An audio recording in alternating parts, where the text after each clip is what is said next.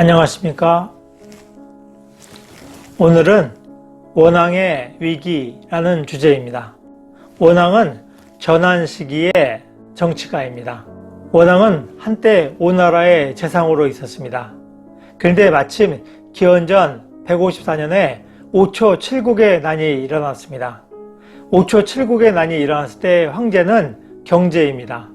그는 조조라는 인물을 총애하고 있었는데 그 조조는 삼국시대에 나오는 조조는 아닙니다. 그 조조는 제후들이 잘못을 저지르면 그것을 핑계로 해서 제후들의 영토를 삭감하는 정책을 경제에게 간언해서 그것을 시행하고 있었습니다. 제후국들이 조금이라도 잘못을 저지르면 그것을 핑계 삼아서 내려졌던 봉지를 삭감해서 그것을 중앙정부에서 몰수하는 것입니다.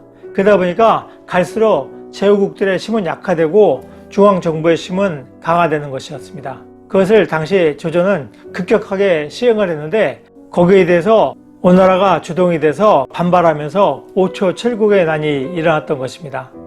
원래 오나라 왕 유비는 여기 나오는 유비도 삼국지에 나오는 유비는 아닙니다.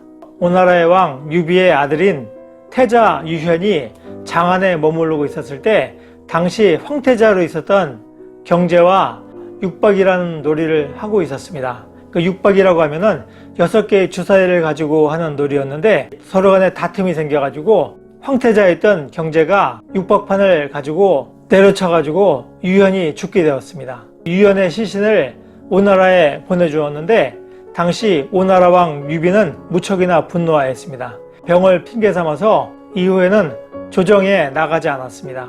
오나라 왕 유비는 경제에 대해서 원한을 품게 되었던 것입니다. 한편 오나라에 대해서 봉지를 삭감하는 지시가 내려오자 마침내 오나라 왕 유비는 다른 6개 제후국들과 함께 반란을 일으킵니다. 반란이 일어나자 당시 경제의 측근이었던 조조는 원왕을 죽이고자 했습니다. 당시 원왕이 오나라에서 근무했던 것을 이유 삼아서 원왕을 죽이고자 했는데 원래 원왕과 조조는 사이가 안 좋았습니다. 그래서 누군가 한 자리에 있으면 다른 사람이 그 자리를 피해갈 정도로 사이가 안 좋았는데 마침 오나라 왕이 주동이 돼서 난리가 일어나자 조조는 그것을 핑계 삼아서 원왕을 죽이고자 했던 것입니다. 그러자 원왕은 위기를 느끼고 경제를 찾아갔습니다. 당시 황제였던 경제를 찾아갔는데 경제는 조조와 함께 작전회의를 하고 있었습니다. 어떻게 군사를 배치하고 식량을 어떻게 조달할 것인가에 대해서 조조와 협의를 하고 있었는데 당시 조조는 황제에게 친정을 하게 하고 자신이 장안성에서 수비를 맡겠다 하는 그런 전략을 얘기했었습니다. 그런데 마침 원왕이 오니까 경제는 원왕이 오나라에서 근무했던 것을 알고 있었으니까 오나라의 실정이 어떤가 하고 원왕에게 물어보았습니다. 원왕은 오나라에 대해서 여러 가지 이야기를 해주었습니다. 경제는 원왕에게 이번 반란을 진압시킬 수 있는 방안이 있는가 하고 원왕에게 물어보았습니다. 그러자 원왕은 신하들을 물려주십시오 하고 이야기하였습니다. 그러자 경제는 모든 신하들을 나가게 했는데 당시 조조는 나가지 않고 서 있었습니다. 그러자 원왕은 다시 한번 경제에게 이번 일은 중요해서 누군가의 신하가 되는 사람이 들을 수 있는 내용이 아닙니다 하고 이야기하였습니다. 그러자 경제는 조조에게 가보라고 하였습니다. 그래서 조조는 어쩔 수 없이 자리를 물러나게 됐는데 그것이 조조의 운명을 가르게 되었습니다. 조조가 나가자 원왕은 경제에게 이번 반란의 주요한 원인은 조조입니다. 오나라 등 반란 세력이 내세우는 중요한 안건이 경제의 주변에는 조조와 같은 간신배를 물리치자는 내용입니다. 그러니 조조의 목을 쳐서 반란군들에게 사과하면은 반란이 사그러들 것입니다 하고 진언하였습니다. 그 말을 듣고 경제는 무척이나 고민하다가 결국 조조를 참하기로 하였습니다. 그래서 그 다음날 조조는 대궐로 가는 줄 알고 마차를 탔는데 그 마차는 대궐로 가지 않고 사형장으로 갔습니다. 그래서 마침내 참수가 되고 그의 일가족도 모두 참수가 되었습니다. 이후에 원왕은 조조의 머리를 가지고 오나라 왕을 찾아갔습니다. 그런데 오나라 왕은 원왕의 능력을 알고 있었기 때문에 우왕 유비는 원왕에게 자신의 장수가 돼서 부하들을 이끌도록 명령하였습니다. 하지만 원왕은 그것을 거절하였습니다. 그러자 오왕 유비는 원왕을 감금하였습니다. 500명의 병사를 두고 원왕을 감시하도록 했는데 원왕은 꼼짝없이 처형될 날만 기다리고 있게 되었습니다.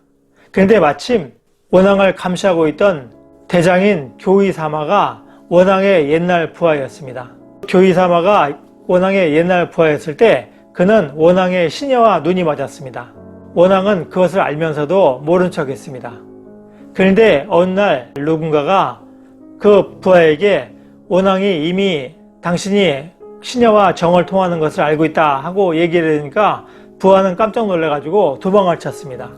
원왕은 쫓아가서 그 부하를 잡았습니다. 그래가지고 그를 그 시녀와 살게 해주었습니다. 살림을 차려주었던 것이죠.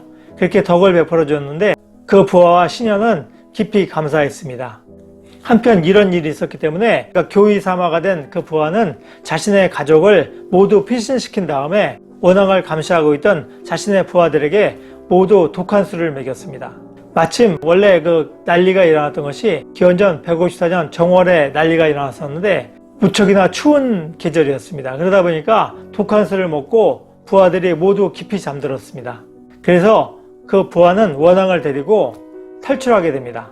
그래서 원왕은 양나라를 거쳐서 한나라로 무사히 귀국할 수 있게 되었습니다. 원왕이 자신의 시녀를 건드린 것에 대해서 부하를 질책하고 강하게 처벌하였다면 아마도 원왕은 오나라에서 벗어나지 못하고 처형당하였을 것입니다. 사람이 누군가를 사랑하는 것은 자연스러운 일입니다.